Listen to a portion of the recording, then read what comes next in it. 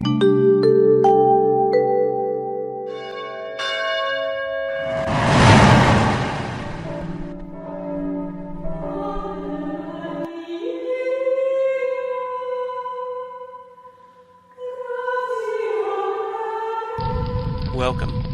I'm Sebastian Mahfood, and you're listening to WCAT Radio, the on-air wing of En Route Books and Media, bringing you the dulcet sounds of Catholic wisdom.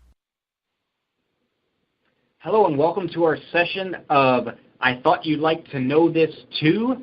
This is a radio program. It's part of WCAT Radio. I am your host today, Michael Horn. I am the director of the Office of Missionary Discipleship, which is just a new title that I received here in the Archdiocese of St. Louis. I'm happy to be working for the local church here in St. Louis. I'm with a wonderful, wonderful guest joining me today for our session, Mr. Michael O'Keefe, and I'll just give you a brief introduction of Michael real quickly as we get started. So Michael O'Keefe is married to Katie for 27 years. He is the father of two children, Michael III and Celia. He is a native of Columbus, Ohio, and a K-12 parochial school graduate.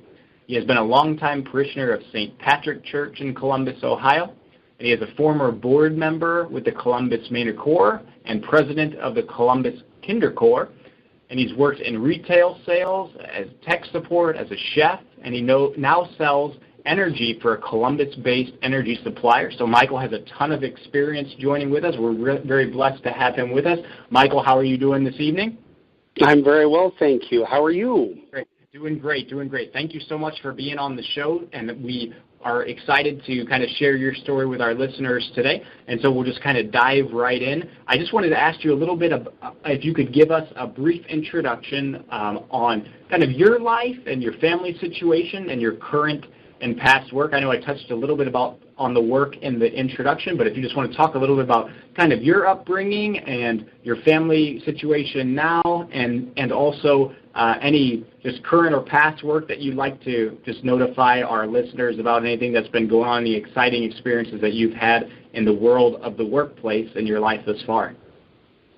Well, I am, as you said, married for these last 27 years to my wife, Katie.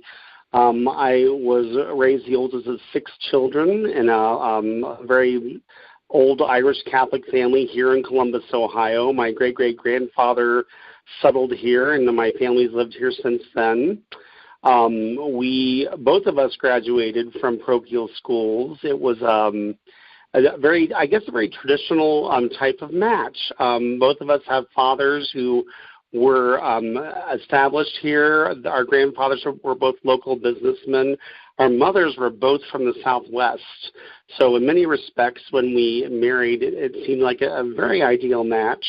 And we've been, more or less happy together for all these times, usual ups and downs in married life, but very happy to have found her, to have stayed married to her.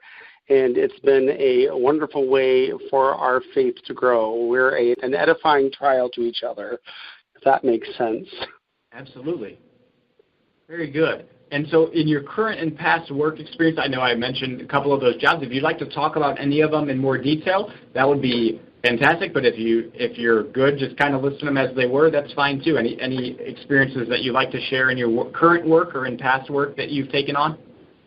Well, I'm really in the work world. I kind of view myself as a missionary. This was inculcated in me when I was a child. We had our diocesan missions director would always come and greet us as his dear young missionaries, and he would come and visit once a year.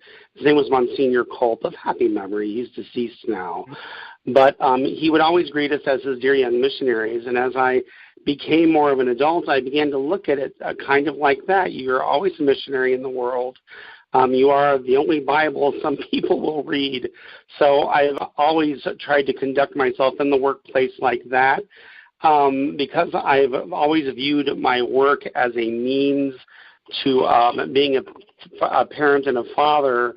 It's always been a way for me to make money to do that job instead of the other way around. A lot of people view their families as a support for them to do work, and for me it was the other way around. So that's why I've had the variety of employment. When opportunities faded away in one field, I just went into another one. So I think the longest stretch of homogenous employment I had was as a chef. It was hard to adjust to working in food because previously I had been working in clothing retail and tech support. But I had a very good friend remind me that it's still feeding the hungry, even if they're buying it. So I began to look at it really as a way to connect with people over their meals. So did that for 10 years, and then I got an opportunity to come to my current employer dealing with energy. And now I make connections over the telephone with people, and they're calling ostensibly to buy energy, but very often they're actually just looking to hear another voice and to talk to another person. So I spend a lot of time doing that. And in tandem with all this employment, I did a lot of work with the Columbus Mentor Corps. They're a German singing society, and my wife is German. And we went there one day, and I just kind of fell in love with the whole club and the atmosphere. And, of course, making music is a lot of fun. And then she was asked to direct the Kinderchor, and I was told that I was going to be the president. So we formed a parents group, and I administrated that for a decade. And that was very rewarding. A lot of kids, both German and non-German, came through the choir. We branched out from just German children to anyone interested in German culture. So I had kids of every ethnic background running through the choir, as well as a good core group of children with German heritage. So that was an edifying thing to do as well. Excellent. Very cool. So that's kind of your workplace and your background and your work experience and everything, a lot of great things being accomplished. We're going to transition kind of into the core now of the discussion that we're going to have this evening. I have a couple questions for you on this, and just we're going to focus on, obviously, you mentioned, I mentioned in the introduction that you have a son, Michael III, but you also have a daughter named Celia, and the core of our discussion tonight will be kind of about the relationship that you have with your daughter Celia and kind of the experiences that you've gone through with her and her journey of faith and life thus far. And so if you just want to talk us through a little bit about kind of your relationship with Celia early in her life and how I guess some difficulties arose in her adolescence and growing up and such, and just we could start there and kind of move forward to her later life and now kind of where you two are now together in your relationship and everything. But I just want to talk a little bit about kind of the early experiences with your daughter Celia and any memories that you might have of her, and then kind of how what sort of things started surfacing as she kind of went through adolescence and early adulthood. Yes, yes. So my daughter Celia was my second child. It's really interesting when my son was born, my first, it was a very clinical reaction to the whole process, kind of like observing as though I was watching outside with my daughter. It was a very emotional attachment. I remember feeling very emotionally moved when she was born. And after she was born, my wife got an excellent job opportunity, and we assessed our financial situation and said it would be foolish to put this newborn into daycare. So I came home and was a stay-at-home father with her for 3 years, and my wife worked full-time and supported the family. Through this, I got to know her and interact with her very well, did all of her early training and, you know, what you do with a newborn through toddlerhood. Then we do-si-doed again, and my wife came home, and I went to work for a while. When Celia hit 4, we put her in a local Catholic preschool. She did very well there. But, of course, you know, these schools cost money, and by the time that first year was done, there was no more money to do this. So we assessed again and decided to begin homeschooling both of our children. So my wife kind of cobbled together a curriculum with us through several sources. She used a lot of Mother of Divine Grace and some stuff from Colday Academy and some stuff from Seton. And I was in the support role at that point, just kind of backing her up and going over work with the kids at the end of the day. At the same time, she started conducting choruses. So she worked as a church musician through most of our married life. And we shortly after that began doing the kinderchor. When we first started doing kinderchor, we were just another parent in the crowd sending them up. And then my wife was asked to conduct, and then it became the family activity. So Celia grew up singing kinderchor. When she hit adolescence, she kind of finished her education. She had hit all the benchmarks for high school by the time she was 15, 16, right in there. And it was very hard to convince her to go on to do anything else. So we at first, suggested she take piano, or we reached out to some friends who live overseas and started to arrange a possible trip for that. But when she turned 16, she met her future husband on a band fan site, and he started dating. So, through that period, of course, as a father, you're in great trepidation and try to chaperone as much as you can. In the modern milieu, it's very hard, and we were, of course, both working full time at that point. So it was very difficult to chaperone her. So she went through her 16th year dating him, and then we got wind that they had secretly become engaged after she turned 17. So I remember having the conversation, you're not engaged, so you have a ring and a date and make a public announcement. So she continued to date him anyway, and then she came and told us that she was pregnant. And I remember being very angry that she was pregnant, and I guess, of course, I never wanted her to have an abortion, but I guess through that, I got a little more empathy for people with that sudden snap of rage when this unplanned pregnancy happens. But, after that initial, rush of anger, you kind of let it go because it's a baby. And, I told a friend of ours, and she reminded me that babies are a pure gift from God. So that was the context into which her pregnancy continued. Charlie really wanted to marry her. He seemed like a very nice young man. He was very polite. When we first met him, he was a lapsed Catholic, but through his interactions with my daughter, they began to both be more engaged in the faith and started going to Mass every Sunday. In spite of that, they did wind up living together. When my wife and I lost the rental we were retaining because we couldn't afford the rent payments and had to move in with my in-laws. Celia did not want to move up with us, so she asked to stay behind in Columbus with my sister.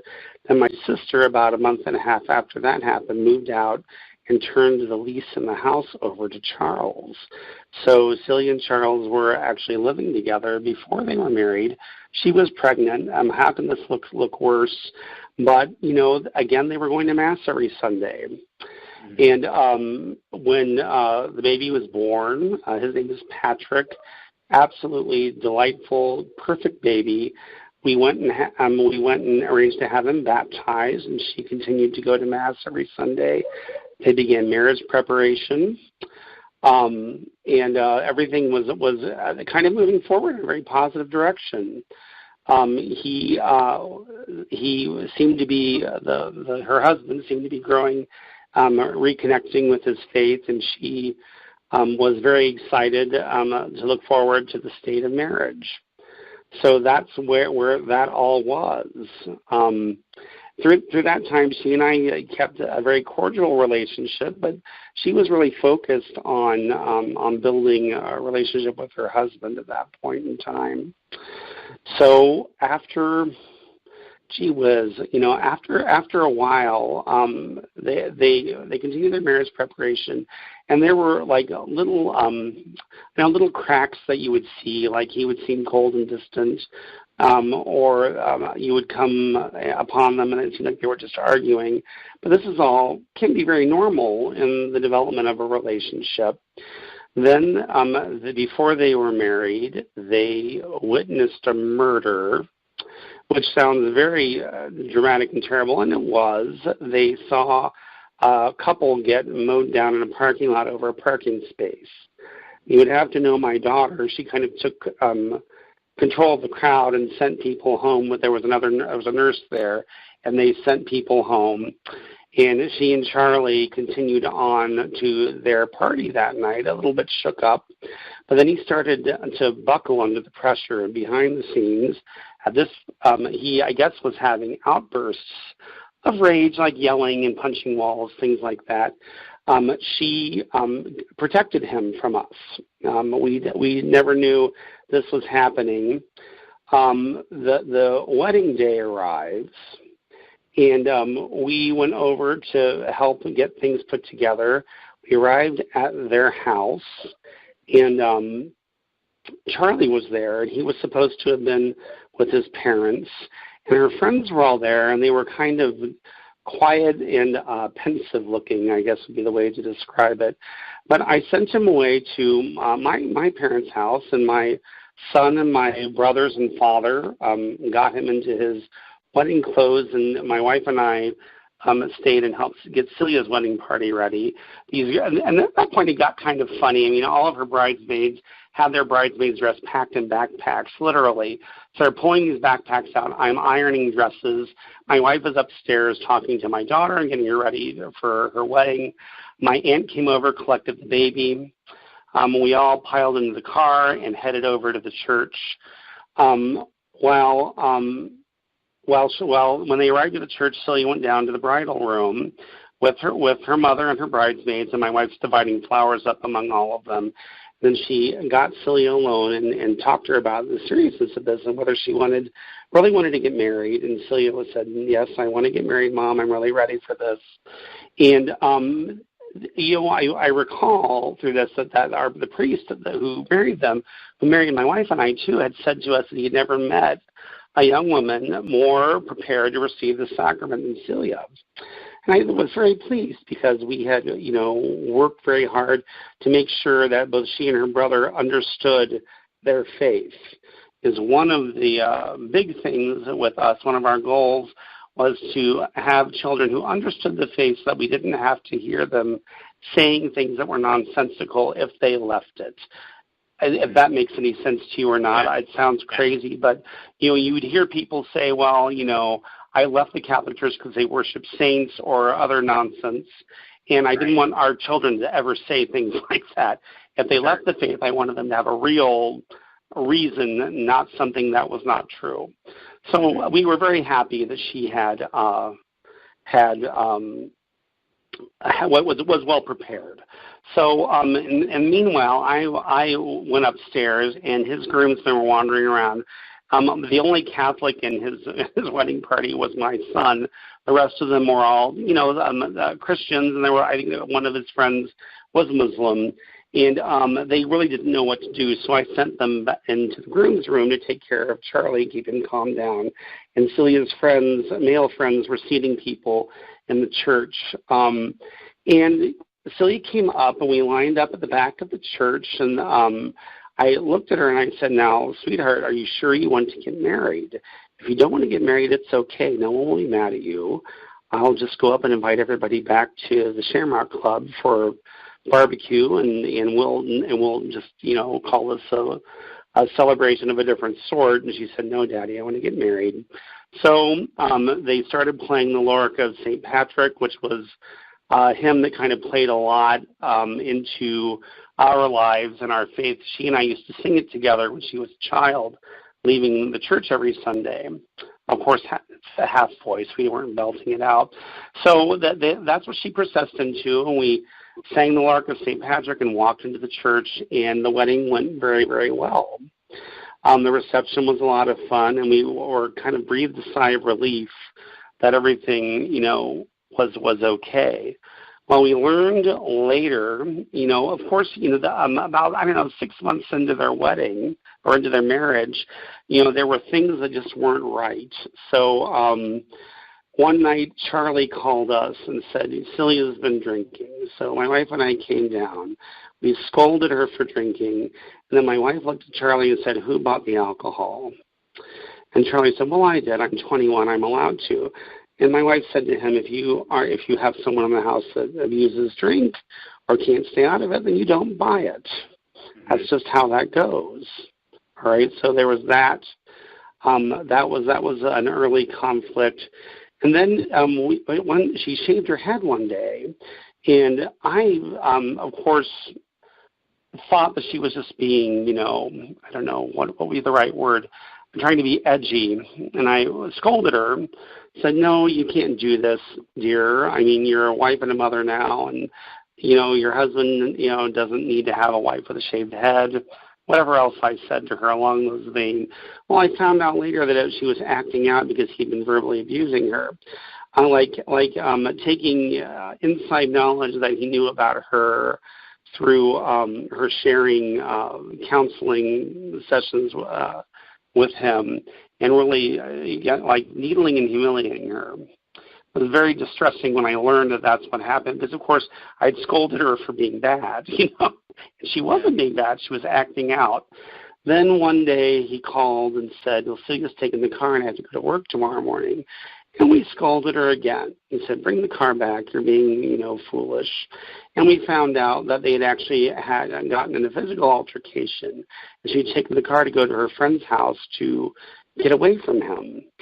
But she didn't tell us this, of course. She was protecting him because she knew that there would be, words exchanged if we found out.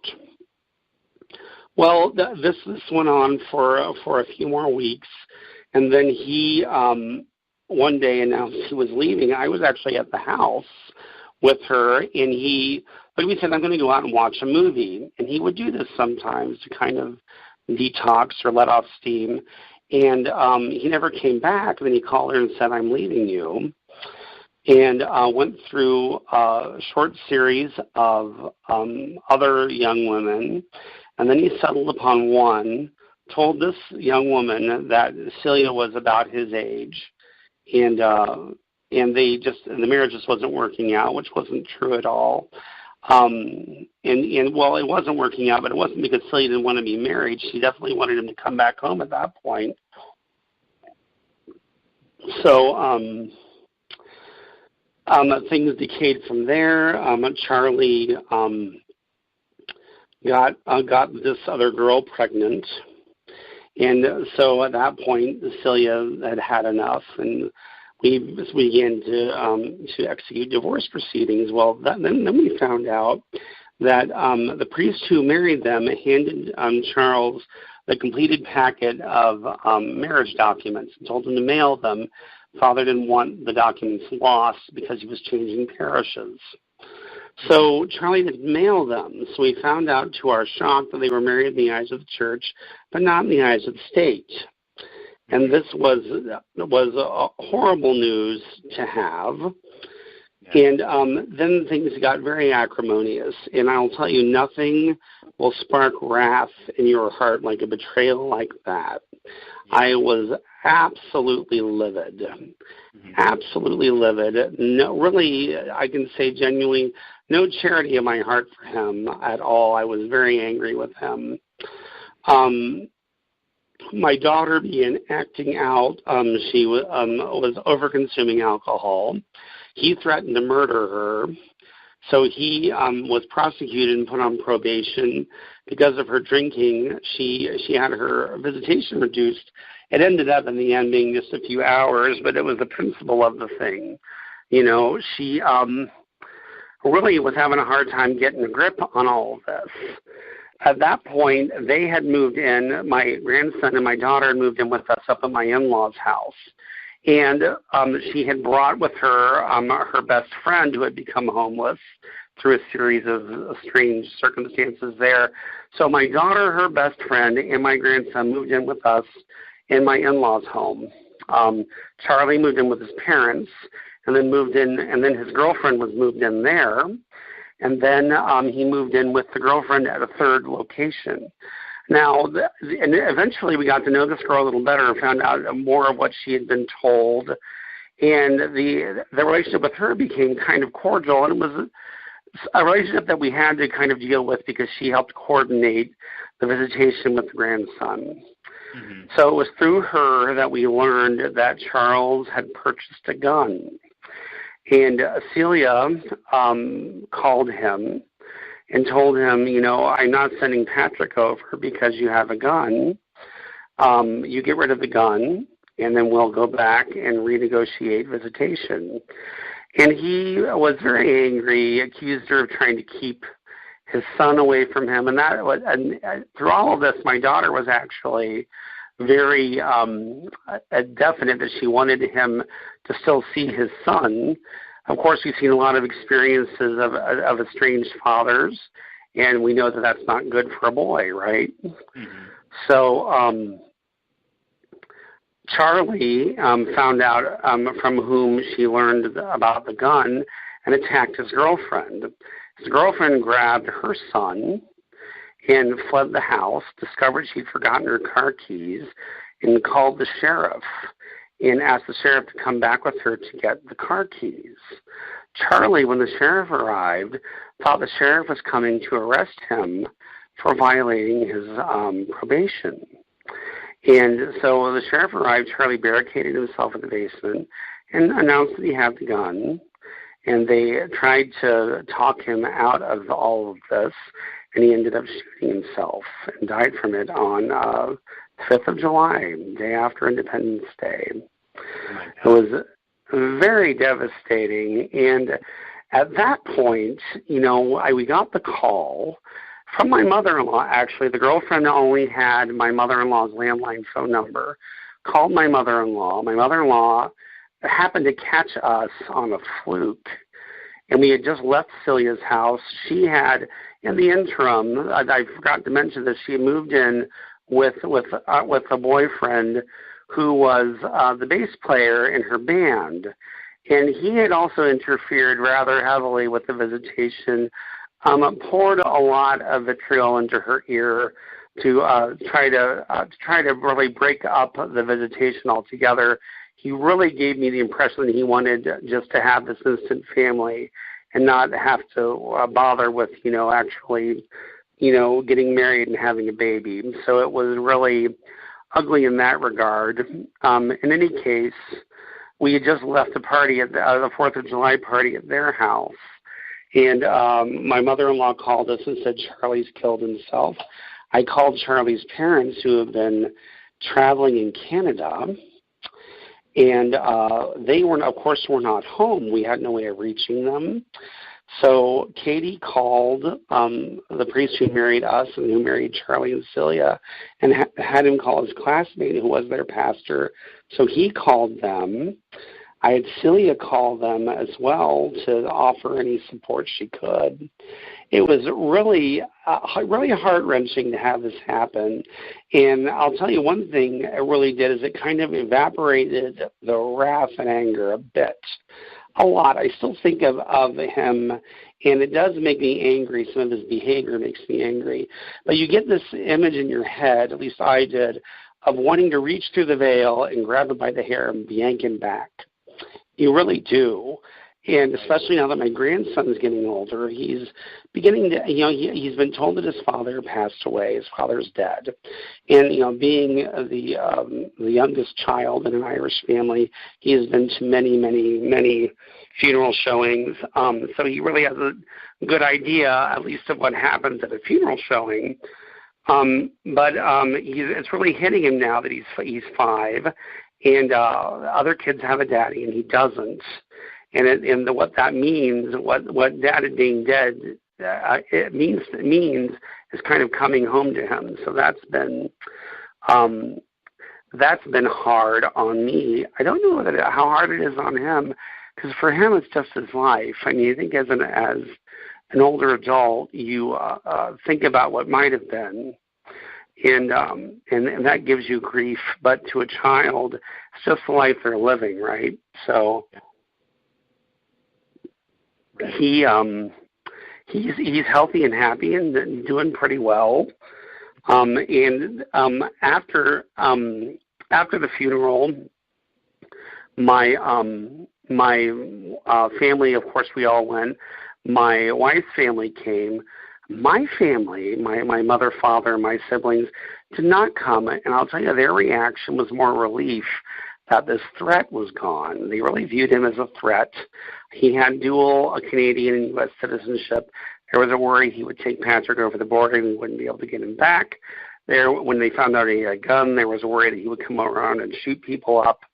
There was a lot going on there. But my in-laws and my wife's siblings all came to the funeral, and really we were kind of prepared to move forward with just a normal visitation with his parents. And Celia's boyfriend at the time intervened and interfered with that visitation. So there was probably about 6 months, maybe 7 months, that he didn't see his paternal grandparents at all. My grandson Patrick didn't see his paternal grandparents at all. Then then his paternal grandfather filed a complaint with the court. And I remember him telling me when we were leaving, he said, "No more lawyers, no more fighting." I said, "I'm with you, Mike." His name's Mike too. He said, I'm as far as I'm concerned, everything can just be very cordial from now on, but I'm not in charge of this visitation. Celia is, right? Mm-hmm. So after that was all cleared up, everything kind of went forward comfortably and normally. Patrick sees his grandparents, 2 or 3 times a month. He sees us all the time. I'm really concentrated on trying to build up the faith in him. I can say that my daughter says her prayers. She has a devotion to the Blessed Mother. There are images of Mary up all over her house. But she has moved in with yet another boyfriend. He is nice, as far as these things go. And they have had a baby. The baby's name is Milo. Healthy, happy, and wonderful. Celia has this, strange piety. And I will call it a strange piety. She does not want to get married unless it can be a sacrament. So I don't know what the future is going to hold for this young family. But Patrick goes to Mass with me every Sunday, and we train him in the faith, and his mother supports this as much as she does. She doesn't countermand anything we teach him, and she says his prayers with him, and he knows, the persons of the Trinity and the members of the Holy Family, everything you'd expect a 5-year-old to know. Mm-hmm. But that's where things are sitting now. It's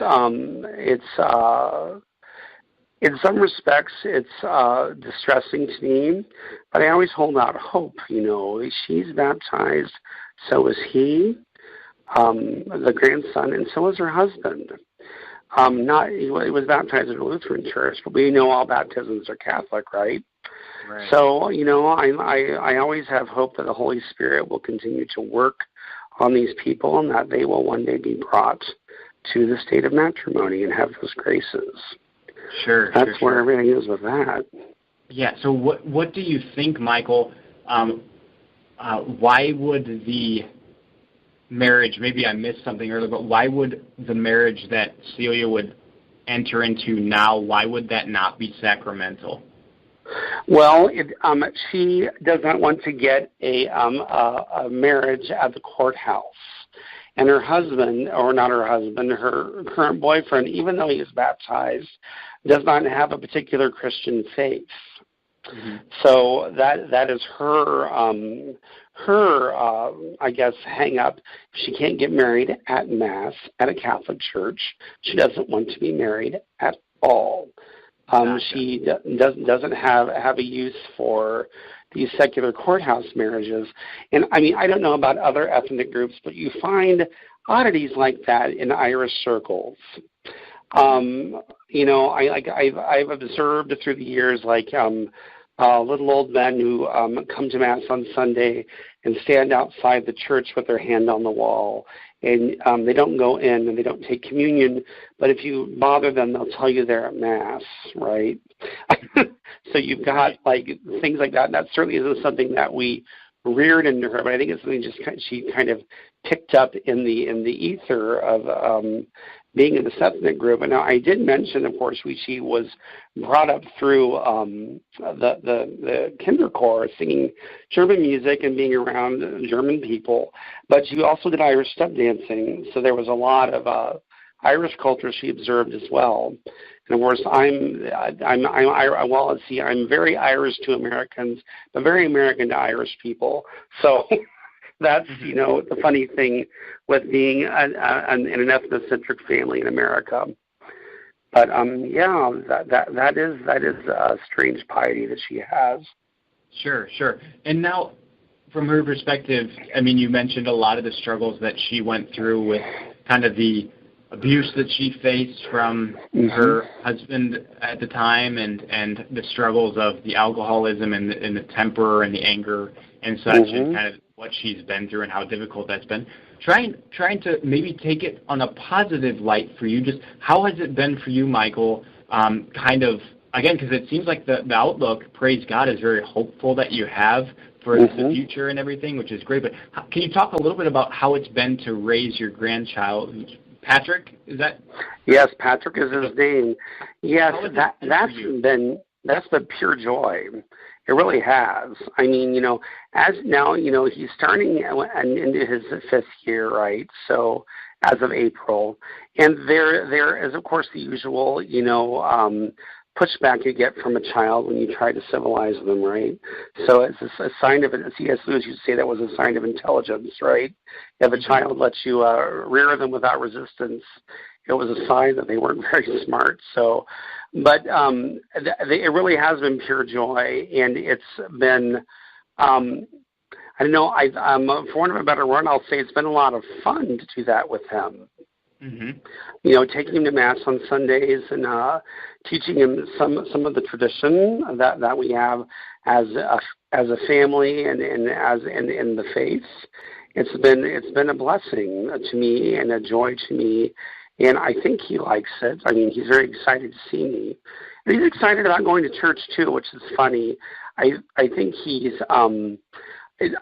more excited about the idea of church than the reality of church, because once we get there, he does the usual lay down on the pew, and he's bored and wants to go sit in the children's room and blah, blah, blah, blah, blah. We don't sit in the children's room. I make him sit in the regular church. That's how I did my own children. The faith is for everyone. Baptized babies are Catholics too, so they need to be brought to Mass. That's always been my point of view. And that is what how I do it. And now with the new baby, she said that she wants to have the baby baptized. The new baby's name is Milo, and I'm delighted with him too. He's beautiful. But she said she wants to have the baby baptized, and we'll see where that goes. I mean, she's known to people. I mean, her mother was a church musician. We went to Mass every Sunday. She's known to people around, so I hope she will follow through with that. I told her that this is not something that I can do for her, at least not without her permission. She's going to have to actually show up, talk to a priest, and say, I want to have this done. So we'll see how it goes. I did tell her I did not want to be baptizing him over a silver bowl in her dining room. I just didn't want to do that. We're Catholics, so I'm baptized in a church. So we'll see how that all goes. You hold my breath, right? Yeah, that's right. So, now kind of looking at the situation again in a different way, because we always hear the cliche now about hindsight being 20/20, and so my question to you now, just kind of looking back on this situation and kind of the whirlwind of events and surprises over the last couple of years, just how would you say, Michael, that this situation has affected you personally, and how has it affected the relationship that you have with Celia? Well, how it's affected me personally, the fatigue that I have when I think about this is huge. I mean, it's like emotional fatigue, it's physical fatigue. It's just like a burden that I wish I never had to take up, right? So that's been like the effect that's really kind of hit me in the face. It's really a call to deeper prayer too. I mean, it's you can fall into the trap of feeling rather smug because you managed to get children raised and they didn't die, and you can teach them all the right things and they can know all the right answers. I mean, my daughter has corrected priests on what the Immaculate Conception is. She has no trouble reciting her faith. But when you see the great failure to live it, it puts it in perspective and really brings to mind that these really are graces from God. They really are. There's nothing you can do to make a child be faithful. You can teach them what they need to know, and in the end, they have to make the choice. And looking back on one's own life, you see how that's been played out as well. I mean, I'm not Catholic merely because I was raised that way. I did make a choice, a rather conscious choice when I became an adult. This is what I wanted. So, this is what goes on. I think she and I have we have a very cordial relationship. She does not want to be friends. So we were friends on Facebook, and we had an argument. We're not friends on Facebook anymore. But she does want me to be her father. So she does come to me when she needs things, and we do talk about things, and she's willing to listen to counsel. She plays punk rock music. It's not my taste. I don't, and frankly, if she were to ask permission, I would have told her no. But, that this is what she's doing now. I give her input that even if the idiom is coarse, I hope that she's singing and promoting good basic values and uplifting values, which you can do in any idiom in music. I mean, it's why, we have Aristotle and Plato, right? These concepts can be communicated even through unexpected ways. It's really funny. She had a ring rosary that she wears. And if you don't know what a ring rosary is, they look rather brutal. I mean, they have these spikes sticking up along them. And she wore one to a Dead Kennedys concert. She wears it almost all the time. And someone asked her what it was because they thought it looked brutal. And she said, "Oh, this is a rosary." And my son was there. She said, "Yeah, Dad." She explained the whole rosary to them, what all the prayers meant and what you do and why we say it. And they looked and said, "Do you believe that?" And she said, "Oh, hell yes, I need salvation." I mean, that's what she said to them. So, I mean, this is so these things bring a lot of hope. They do, and that's, it just makes you realize how very powerless you are to do anything really but counsel. So I do a lot of counseling. Actually, that was one of the things that I did when they were like 17. I said I reserve the right to give you counsel whenever I please, and they were young enough to take it. So now that's been established. So I tell them things that my friends can't tell their kids because they didn't establish that. Take what you need and leave the rest, right? That's what the idea is. But I'm glad that they still allow that privilege and that they have the basic belief in the faith, and I hope they do come back to it. They really do. Celia, of the two children, my son would be the one who would go deep into prayer and have these emotional experiences.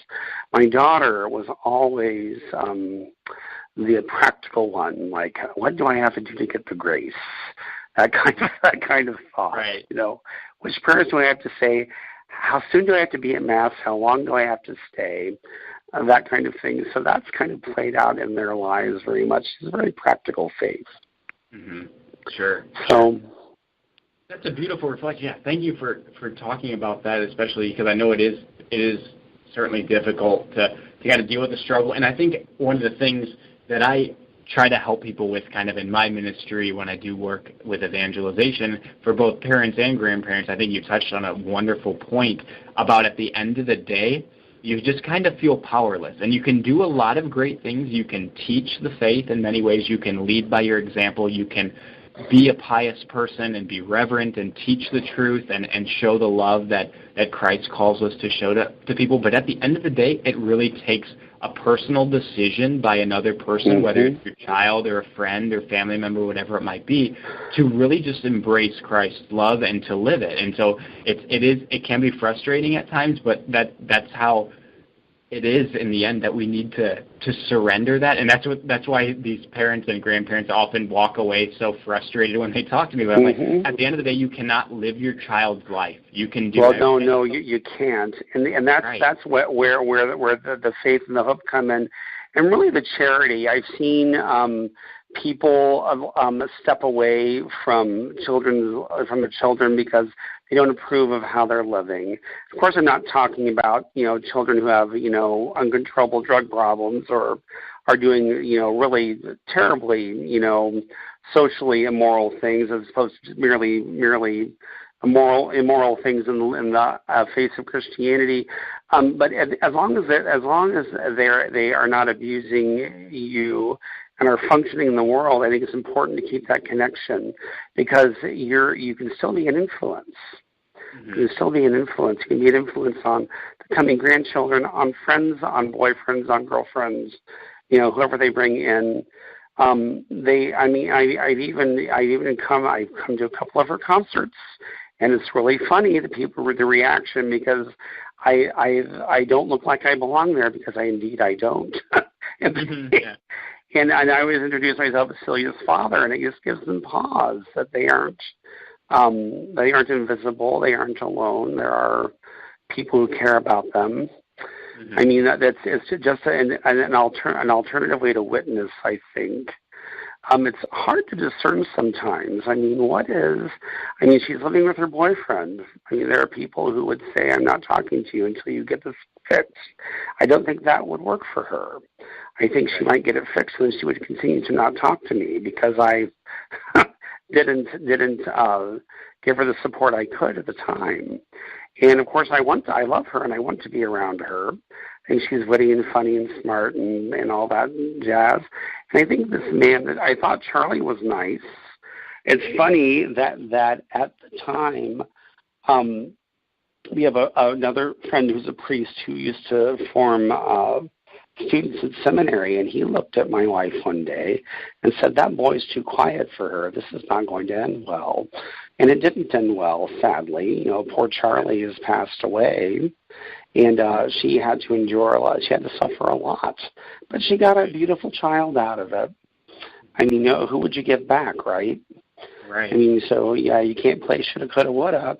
You got to move forward, count the blessings that God has given you, and hopefully learn from the mistakes that you made, because God merely permits the mistakes. He doesn't cause them, right? So, and they're permitted for your own edification. You've got to learn. And, some people can learn from instruction. I learned a lot from instruction, but the mistakes that you make can make it stick harder. So, in that respect, I think that seen in the proper context, this can be a building block for something better.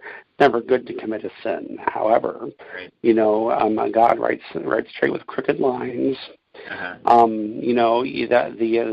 all sorts of horrible things happened in the Joan of Arc affair, right? And she was burned at the stake, and a cowardly toad was put on the throne of France. But had it not been for him, there would have been no St. Louis, right? So, you never know what the future is going to hold. So, in that respect, I think I hold on to a lot of hope that things will come out well in the end. And I'm trying to get to heaven. I want them all to come with me. So we just got to keep saying the prayers and doing what you can do to deepen your relationship with Christ. That's right. Amen. Amen. Thank you, Michael. Yeah. And I have just another final question because we're getting a little bit low on time here. I just wanted to ask because you have touched on this a little bit, but just any other thoughts that you might have. One of the things that I was wanting to ask you was, what do you think God was trying to show you through these trying experiences? And I know, like I said, you touched on a couple things about remaining faithful and hopeful, but has there been anything else that maybe he's really spoken to you about, maybe you and or Katie, your wife, about kind of just how he's revealed himself in this sort of situation? Like you said, you mentioned the line about him writing straight with crooked lines and such. What has he revealed to you through this process about his love, about him, about life in general that you've kind of taken away and are starting to live in your own life now? I think that there are a couple of things that kind of strike me. One is the admonition, be still and know that I am God, because you're not in charge of anything, not really. You have some agency, and you're to use this agency for the glory and honor of God, whenever, to the degree that you can, but you're not in charge of any of it. And God gives huge blessings, even in the midst of strife. And the arrival of my grandson was both of them. I have been blessings that I cannot even describe, but they fill my heart with so much joy. I could not imagine life without them. And through that, I mean, the blessings that are there, if you're willing to see them, really will edify you and build your faith up. There's no reason to go into despair. And I have been blessed with a generally sunny disposition. So not to poo-poo anyone's struggle with depression, but I just couldn't go there. I mean, I just couldn't go there because that there were these children, or there was this child to take care of. There was my daughter to try to pull back into health, and now there's another child to help take care of. That's really the two biggest things that I've learned is that I'm not in charge, and God gives blessings even in the midst of strife. There are always blessings. Absolutely, those are fantastic points. Yeah, just about he's with us in the storm, like you touched on. Indeed, yes, indeed.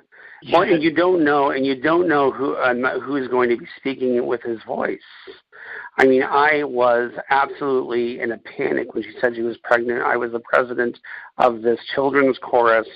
What were people going to say? So I called the previous president, my very good friend Ava Gegenheimer, who is a very pious Christian lady who is not Catholic at all. And she said, a baby is pure love. I said, you're right, Ava, it is pure love. After that, I just didn't care anymore.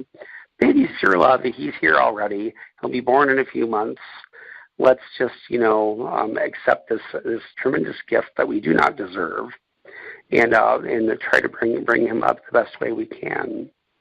Mm-hmm. Sure.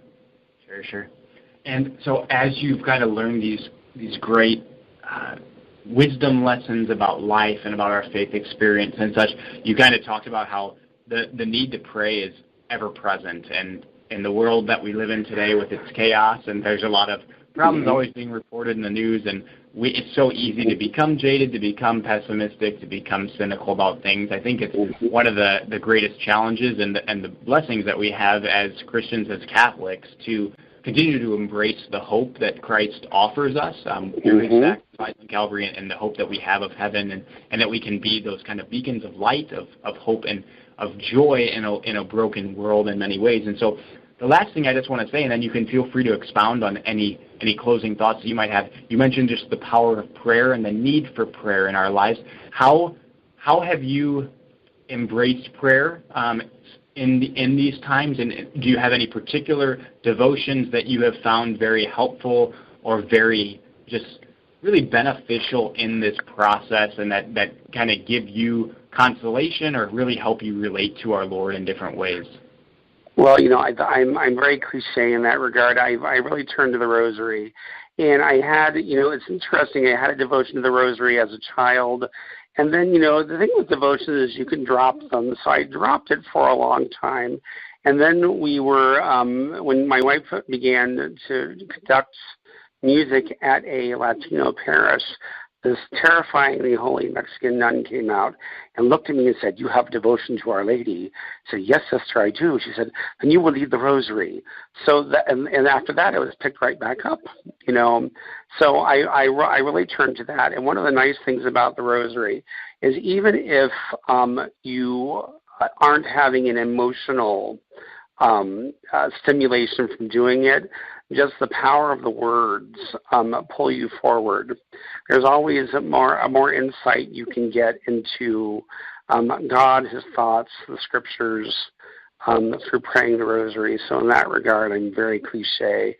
And of course, attending Mass with more of a will on Sundays. I like to go to Mass more often, but schedules don't permit. But Sunday morning Mass has become a very focused event. I've always had a very easy time going. I'm one of the people that can do things. I can get up and do Mass and stuff like that. But it's not been mindless. It's been very mindful since all this happened. The objective reality of sacramental grace is very apparent to me. These graces work in you, whether you're using them for good or for ill. Mm-hmm. So that's the big thing to remember. If you take the Holy Eucharist, you are going to have graces poured into your heart.